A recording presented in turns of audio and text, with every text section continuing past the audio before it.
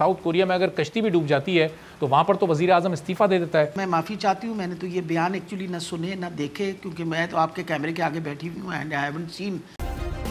Subscribe करें और bell दबाएं ताकि कोई खबर रह न जाए।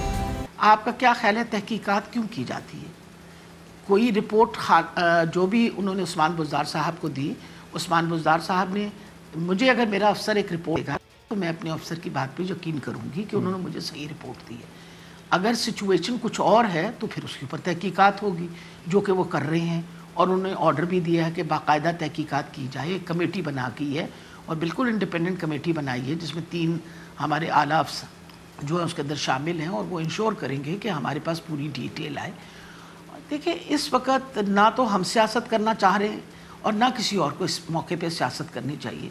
इम्पॉर्टेंट ये है, एक बहुत बड़ा साने है, एक क्लाइमेट चेंज का बहुत बड़ा मसला है और ये क्लाइमेट चेंज मैं आपको बताती चली जाऊँ, ये रुकने नहीं लगे, ये और हादसात जो हैं आहिस्ता आहिस्ता बढ़ते चले जाएंगे, क्योंकि हमने भी तो अपने साथ बहुत ज़्यादतियाँ की हैं।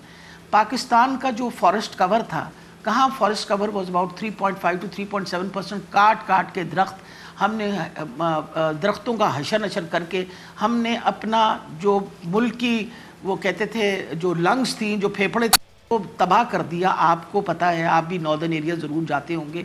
वो दरख्त जो वो पहाड़ जो हरे भरे होते थे, दरख्तों से भरे होते थे, उनको गंजा कर दिया लोगों ने।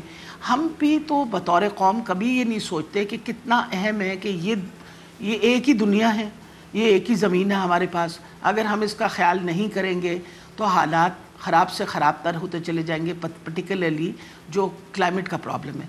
और लेकिन जहाँ तक that is not an excuse at all, किसी तरीके से ये मैं कोई एक्सक्यूज़ नहीं दे रही। मैं इस बात पे बिलीव करती हूँ कि बिल्कुल इसकी तहकीकात होनी चाहिए और जिससे गलती हुई है उसको ज़रूर इसकी सज़ा मिलनी चाहिए। और हमें इस अपनी जो भी ये सामने आया सिचुएशन, इससे सीखना चाहिए। डॉक्टर, अभी तो ये तहकीकात होंगी, सारे कमेटीज तो बड़ा लंबा टाइम लेती हैं। अभी ये भी 7 रोज़ तक कमेटी तहकीकात करती रहेगी, पता नहीं ये किसी पर जिम्मेदारी फिक्स भी कर सकेगी या नहीं।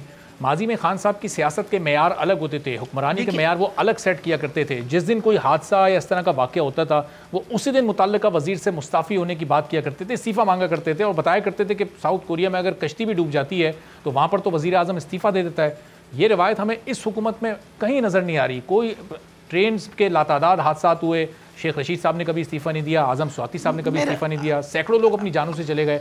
सयाहत का वफाकी वज़ीर कौन है? सयाहत पर इतनी ज़्यादा खान साहब की तवज्जो है कि वो कहते हैं कि हम अपने टूरिज़म से मुल्क के कर्जे भी उतार सकते हैं। काबीना में सयाहत को कोई जगह ही नहीं दी हुई उन्होंने, वफाकी काबीना में। देखिए, मेरा ख्याल है जहाँ तक ताल्लुक़ है कि वज़ीरों ने रिज़ाइन किया या नहीं किया, ये तो वज़ीर है जिसके डिपार्टमेंट में काम हुआ हो वो ज़िम्मेवार अपने आप को ठहराता है।